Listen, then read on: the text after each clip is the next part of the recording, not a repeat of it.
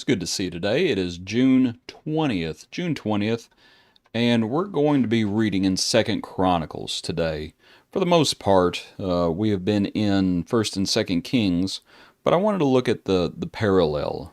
The reading today from the Second Kings would be Second Kings 14 and 15, but the parallel here is Second Chronicles 25 and 26, and we will say this. Don't look, but someone is mentioned in the Second Kings portion. We'll get to it here in a second. But I want to talk about Amaziah today. If I'm pronouncing that correctly, I have a horrible tendency to mispronounce names. Pardon me for that. But I want to just look at Amaziah as he reigns in Judah. And I want you to see some of the things that are said about him and see if it doesn't sound familiar. So, Second Chronicles chapter 25. Amaziah is 25 years old when he becomes king. He reigns 29 years in Jerusalem. His mother's name is given there. He did what was right in the sight of the Lord, but not with a loyal heart. And that was the first thing I wanted to mention. That he did what was right sometimes, but not with a loyal heart. And that sometimes people can either do things halfway or do things half-heartedly. And either way, it's not good.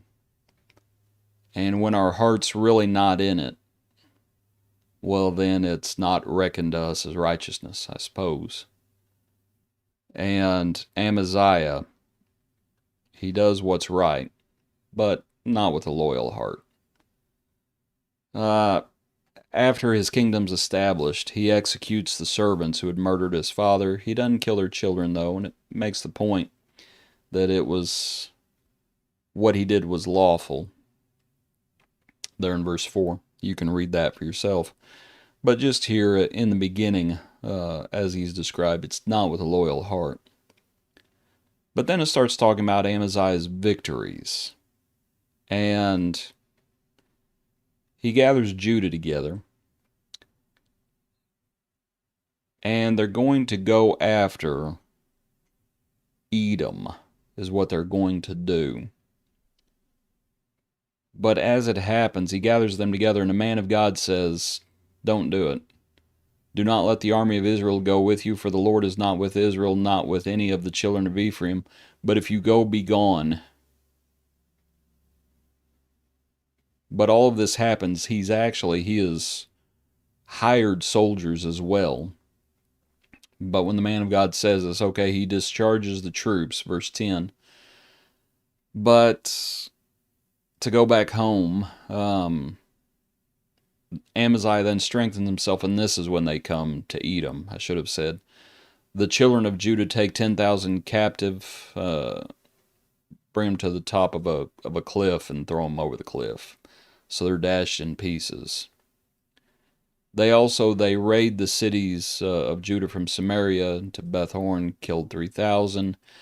But as they come from the slaughter of the Edomites, Amaziah brings the gods of the people there, the idols, set them up to be his gods, and bows down before them and burns incense to them. And the anger of the Lord is aroused against Amaziah, sends a prophet and says, "Why have you sought the gods of the people?" So it was as the prophet spoke with him, the king says, Have we made you the king's counselor? Cease. Why should you be killed? And then the prophet ceased. The prophet said, "I know that God is determined to destroy you because you have done this and have not heeded my advice." As they go against the people of Edom, and to just think about it, they thought they were so much better than the Edomites, and yet they take their idols and start bowing down to their idols. And one of the points that is made either here in the parallel, the man of God is like, why would you take the idols? The idols couldn't save them, their owners. Why would you take those idols and then bow down to those idols? You think you're so much better than the Edomites, and you're doing the same sinful things that they've done. Why would you do that? You think you're so much better. And Amaziah, he gets angry. And you can see his anger on display multiple times, but he wouldn't listen. He was angry and he wouldn't listen, and the man of God says, I know God is determined to destroy you. Then the next portion is, as you can see there, Israel defeats Amaziah. And let me scroll up a little bit. Amaziah, king of Judah, asked advice. I don't know who he's asking advice from, but it ain't good advice. But he sends to, or at least it is from God, but anyway, you'll know what I mean. Sends to Joash, the son of Jehoahaz, the son of Jehu. Remember who Jehu is? King of Israel. And he says, come, let us face one another in battle. And Joash effectively says, you've come from the Edomites and you think you're hot stuff. You don't want to do this. But Amaziah would not heed him. And it came from, notice, for it came from God that he might give them into the hand of their enemies, because they sought the gods of Edom. So they go to do battle. Amaziah, king of Judah, wants to do battle with the king of Israel. He's just looking for a fight, is what he's doing. That's just all he's doing. He's looking for a fight. And it's like, why are you looking for a fight? That's effectively what this other king says. Why are you looking for trouble? Why are you bent on destruction? Why are you bent on destruction? When it's all said and done, Amaziah is going to be defeated by Israel, and you might come down.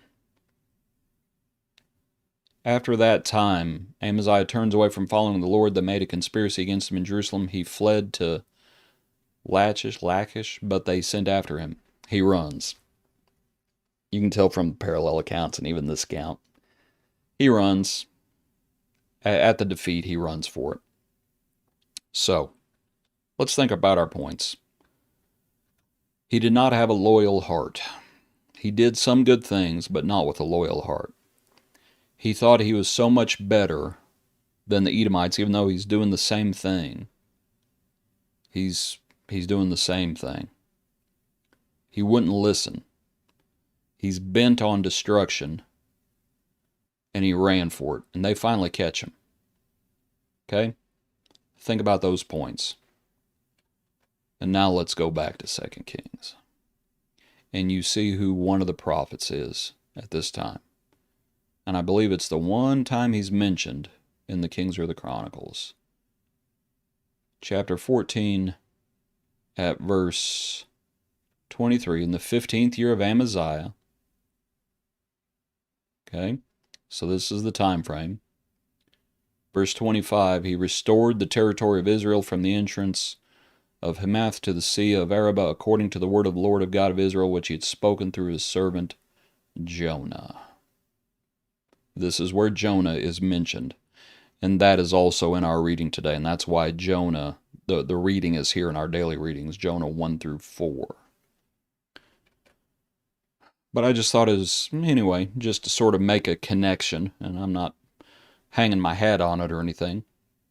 But I just thought it was interesting as we looked at Amaziah, that he did what was right, but not with a loyal heart. Thought he was so much better than the Edomites, but he ends up doing the same thing. And actually, as we think about it, he wouldn't listen. Amaziah wouldn't listen when the Lord, through the prophet, spoke to him. Amaziah was bent on destruction, and Amaziah ran, and they caught him. And hopefully you recognize the same points within Jonah. So, appreciate you. Appreciate you studying along with us. Hope everything is going well. And I hope you join us for our next brief look into God's Word.